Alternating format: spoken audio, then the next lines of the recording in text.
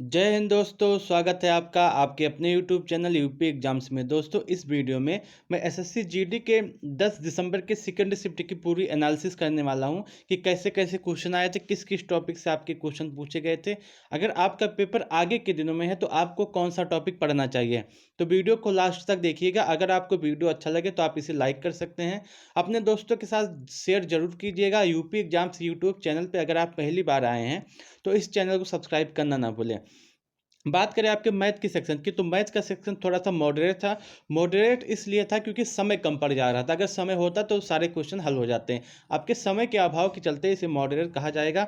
वहीं हिंदी की बात करें तो हिंदी आपका इजी था, सभी बच्चे 17 से 18 क्वेश्चन आराम से कर पाएंगे। वहीं रीजनिंग की बात करते हो, रीजनिंग भी थोड़ा सा ईजी था, 2-4 सवाल को अगर छोड़ दिया जाए तो बाकी रीजनिंग आई थी ईजी। वहीं जीएस की बात करते हैं, जीएस थोड़ा सा मॉडरेट कह सकते हैं। ओवरऑल पेपर की बात करें तो आपका पेपर 10 दिसंबर सेकंड शिफ्ट वाला पेपर था, वो इजी टू मॉडरेट था। बस बच्चों को ज़्यादा दिक्कत इस बात की हो रही थी कि टाइम मैनेजमेंट नहीं हो पा रहा था। बहुत सारे बच्चे ऐसे हैं जो पूरे क्वेश्चन देख ही नहीं पाए हैं, तो इसलिए आप सबसे निवेदन है कि प्रैक्टिस लगातार करते रहिए, जिससे आप सभी क्वेश्चन को देख पाएँ। वहीं बात करते हैं कि आपके कौन कौन से क्वेश्चन पूछे गए थे आज के एग्जाम में सेकंड शिफ्ट में। तो सबसे पहले जीके की बात करता हूँ। जीके के सेक्शन में आपको लास्ट 6 मंथ का करंट अफेयर पढ़ना है, इससे ज़्यादा आपको नहीं पढ़ना है, आपका इसी में से हो जाएगा। और वहीं पीएम मोदी से संबंधित जितने भी क्वेश्चन आपके आए हैं, सबको आपको पढ़ के जाने हैं। उसके बाद आपके पॉलिटी से 3 क्वेश्चन पूछे गए थे, ज्योग्राफी से 2 और हिस्ट्री से 2 से 3 क्वेश्चन पूछे गए थे। बात करते हैं आपके जीएसटी संशोधन आपका पूछा गया था। जीएसटी संशोधन कब कैसे हुआ था और किसके कौन से आर्टिकल के तहत हुआ था। वहीं आपसे पूछा गया था आंध्र प्रदेश का शास्त्रीय नृत्य कौन सा है, और उसके साथ आपका पूछा गया था बैडमिंटन में कितने अंक होते हैं, 21 अंक होते हैं। वहीं आपका पूछा था महिला साक्षरता दर आपका पूछा था 2011 की जनगणना के हिसाब से आपकी अनुसूची पूछी गई थी। और उसके साथ आपका एक 5 ईयर प्लान से एक क्वेश्चन है। आप देखेंगे कि पहले शिफ्ट में आपका 5 ईयर प्लान से एक क्वेश्चन है और इसमें भी है। उसके बाद पंचवर्षीय योजना से फर्स्ट शिफ्ट में क्वेश्चन है और इस शिफ्ट में भी आपके क्वेश्चन पूछे गए हैं। हिस्ट्री में जो 2 से 3 क्वेश्चन पूछा गया था, उसमें से एक युद्ध पूछा जा रहा है, तो युद्ध के सेक्शन को भी आप अच्छे से पढ़ के जाइएगा। वहीं बात करते हैं आगे चल के, तो आगे आपसे एक नदी से क्वेश्चन पूछा गया था, एक राष्ट्रपति से क्वेश्चन पूछा गया था। वहीं एक जो आपका क्वेश्चन पूछा गया था वो नेशनल पार्क से पूछा गया था। आपके स्टैटिक में इस बार ज़्यादा जोर दिया गया है, आपके स्टैटिक से ज़्यादा क्वेश्चन पूछे जा रहे हैं, इसलिए आप स्टैटिक को कवर कर लीजिएगा। अभी तक हेडक्वार्टर और उससे ज़्यादा क्वेश्चन नहीं देखने के लिए मिले हैं। अब बात करते हैं मैथ वाले सेक्शन की। मैथ के सेक्शन में आपका नंबर सिस्टम से 2 क्वेश्चन पूछा गया है। सिंप्लीफिकेशन से आपका एक क्वेश्चन पूछा गया है। टाइम एंड वर्क से आपका एक क्वेश्चन पूछा गया है। लाभ हानि से आपका एक क्वेश्चन पूछा 2 से 3 क्वेश्चन पूछे गए हैं। प्रतिशत से आपके क्वेश्चन पूछे गए हैं 2 के आसपास। एसआई सीआई से आपके एक एक क्वेश्चन पूछे गए हैं। वहीं औसत से बात करें तो आपका औसत से भी लगभग 2 क्वेश्चन के आसपास पूछे गए हैं।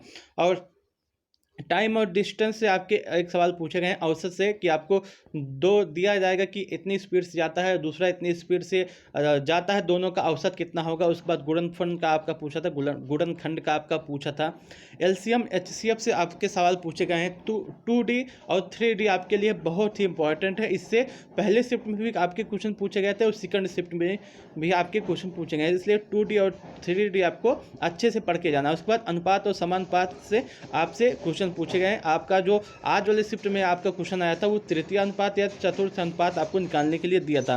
ये आपका मैथ का क्वेश्चन है। तो दोस्तों, आपके लिए जो आने वाली शिफ्ट में अगर आपका पेपर है तो आपको इतने टॉपिक को मैथ के अंतर्गत इतने टॉपिक को पढ़ के जाना है। ये बहुत ही ज़्यादा इम्पॉर्टेंट है दोस्तों अभी थोड़ा देर बाद आपको टेलीग्राम चैनल के माध्यम से पूरा जो है एक पीडीएफ दे दिया जाएगा, जिसमें आपको पूरी जानकारी दी जाएगी कि कैसे कैसे क्वेश्चन आ रहे हैं। आपको पूरा क्वेश्चन 100% रियल क्वेश्चन आपको पीडीएफ के माध्यम से दिया जाएगा। आप उसे वहाँ पर देख सकते हैं और सभी क्वेश्चन आपको वहाँ पे मिल जाएंगे। अब बात करते हैं हिंदी सेक्शन की। हिंदी के सेक्शन में आपका पर्यायवाची से क्वेश्चन पूछा गया था। 2 से 3 क्वेश्चन आपके पर्यायवाची से पूछे गए थे। संधि से आपका पूछ रहा है।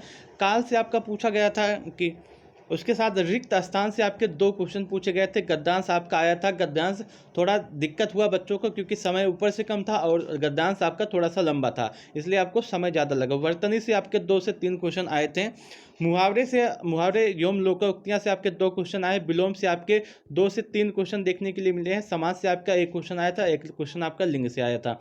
अगर आप देखें तो आपका विलोम और पर्यायवाची से आपके लगभग 6 से 7 क्वेश्चन देखने के लिए मिले हैं, इसलिए आपको इस टॉपिक को पढ़ के जाना है। और पर्यायवाची में आपको पूरा पर्यायवाची नहीं पढ़ना है। अगर आपने कभी नहीं पढ़ा है तो आप जितने भगवान हैं उनकी पर्यायवाची आप पूरा याद कर लीजिए। कमल का फूल है, जितने भी फूल हैं आप उसका याद कर लीजिए। हाथी, घोड़ा, जो ऐसे ऐसे पर्यायवाची हैं आप इसको याद कर लीजिए। जो जेन्युइन है, जो लगातार एग्जाम में पूछे जाते हैं, आपको उनको याद करना है। अगर आपको उसको भी नहीं याद करना है तो आप प्रीवियस ईयर उठा के देखिए, एसएससी जीडी का जो उसमें पर्यायवाची पूछे गए हैं, आप उसी को पढ़ के चले जाइए, तब भी आपका पूरा तरह से हो जाएगा। वही रीजनिंग के सेक्शन की बात करते हैं तो रीजनिंग का सेक्शन आपका बहुत ही आसान था, जो है हार्ड नहीं पूछा गया था। आपका डाइस से एक क्वेश्चन पूछा गया था। नंबर सीरीज से आपके क्वेश्चन पूछे गए थे। उसमें नंबर सीरीज के बाद आपका लेटेस्ट सीरीज से भी एक क्वेश्चन देखने के लिए मिला था। उसके बाद कोडिंग डिकोडिंग से आपके 4 क्वेश्चन के आसपास देखने के लिए मिले थे। और रक्त संबंध से आपके क्वेश्चन देखने के लिए मिले थे। रैंकिंग से आपके क्वेश्चन आए थे। कथन निष्कर्ष से आपके क्वेश्चन देखने के लिए मिले थे। डायरेक्शन से आपके क्वेश्चन देखने के लिए मिले थे। और सीटिंग अरेंजमेंट से आपके क्वेश्चन देखने के लिए मिले थे। ये आपका पूरा रीजनिंग का सेक्शन है।